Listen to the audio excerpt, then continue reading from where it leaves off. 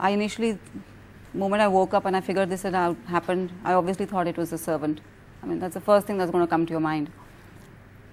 One day later, when the body is discovered, the police start looking here and there.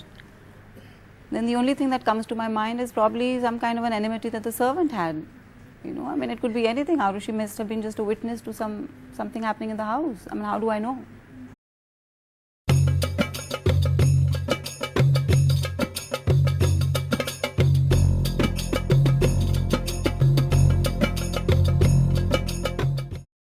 The third theory option is that Hemraj was in trouble with some unknown entity. A social activist had indicated that he had approached her about threat to his life a few days before murders. Since she never got around to talking further with him, the details of threat remain a mystery, unless she made up the whole thing for publicity. उस समय मैं बैंगलोर जा रही थी। हेमराज मेरे यहाँ आया था। शाम का समय था, 7 बजे के करीब। हल्का अंधेरा सा हो रहा था। बाहर खड़ा हुआ कह रहा था मुझे कुछ बात करनी थी, कुछ सकपकाया हुआ सा था। मैंने पूछा क्या बात, तो कहा कि मेरा जीवन और कुछ लोगों का जीवन खतरे में है। तो इस शब्द से साफ पता चलता है कि जो भी कुछ उसके साथ मर्डर हुआ वो प्लान्ड मर्डर था। दूसरी बात, वो मेरे पास क्यों नहीं आया, पुलिस या किसी अपने मालिक के यहाँ क्यों नहीं गया? जाहिर है कि उसको कहीं न कहीं अपने से बड़े लोगों से डर रहा होगा। This threat could be due to financial reasons. Maybe he took out a loan or was in debt. It could be drugs related. Certainly, Mr. Talwar's clinic would have anesthetics and painkillers that could be sold on the street or online or to the rich school kids. And of course, the mortal threat could be on a completely personal matter linked to his family back in Nepal and have nothing to do with his life in Noida. Under this theory, the unknown entity comes in from the terrace or from entry point of complex to the apartment to talk to Hemraj. He goes to the roof terrace with this unknown person to talk it out, to not disturb the household, and was promptly killed by this unknown entity. Since this act is witnessed by Aarushi, out of her room to drink a glass of water, she too is silenced.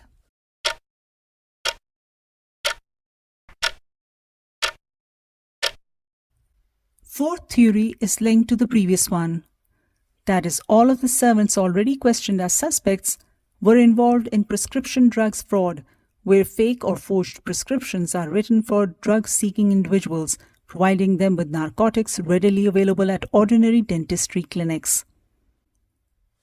Krishna would have been the ringleader for such activity. He was the compounder, after all, in Mr. Talwar's clinic, with every other servant part of the distribution network to clients, which would have included school kids, army veterans, and who not.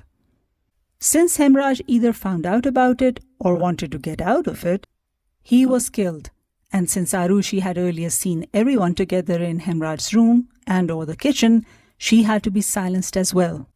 Does this make sense? Well, even if it does, where's the proof?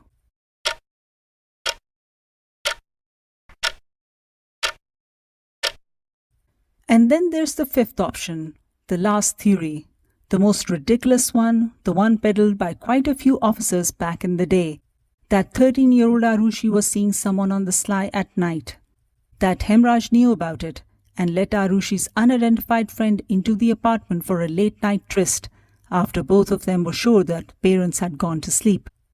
This friend met Aarushi in her room quietly till they had a quarrel over her juggling numerous boys as friends or something else.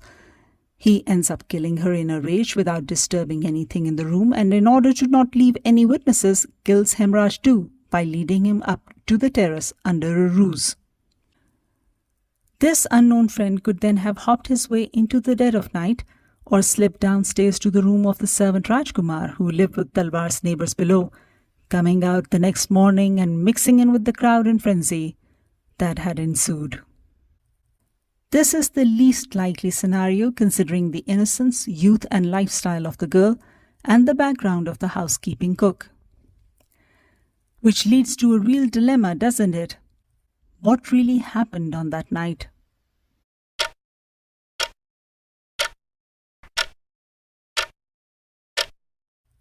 In the absence of any corroborating evidence, How can anyone make any theory stick? Senior Advocate Supreme Court R.K. Anand was furious with the way in which the investigation was botched up right from the start. Everybody was allowed to go inside the house, the media, everybody was going inside, and that is the reason that the Ghaziabad police didn't do the forensic evidence. When the CBI came into picture at all, the entire evidence was destroyed. The bodies of the victims were not checked properly for any defensive wounds. How can two people be killed without any resistance, without any scuffle? It leads credence to the assumption that both of them were drugged before being killed. However, where's the proof? Where's the toxicology report?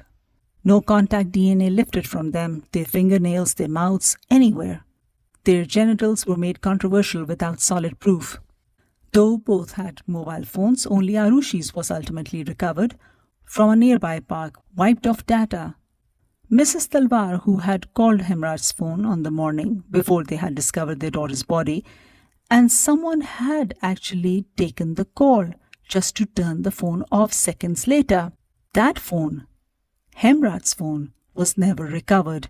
No digital record was recovered. No murder weapon was ever recovered or agreed upon, whether it was a kukri or knife or surgical instrument. Neither was the source for the head wounds ever confirmed definitively. It was either a hammer or a golf club or some other blunt or concave instrument. The minuscule blood collected from the contaminated crime scene was never properly stored nor analyzed. No conclusion was drawn on the bloody hand palm print found on the terrace, most certainly of the murderers dripping in Hemraj's blood. No proper interviews were conducted with any of the key people and associates to establish a timeline for anomalies and loopholes. The police and CBI never even confirmed how the murderer or murderers entered the premises and who was killed first. And then they went on to create a case against the Talwars out of thick air of suspicion, innuendo, witness intimidation, evidence tampering, and laughable crime scene reconstructions.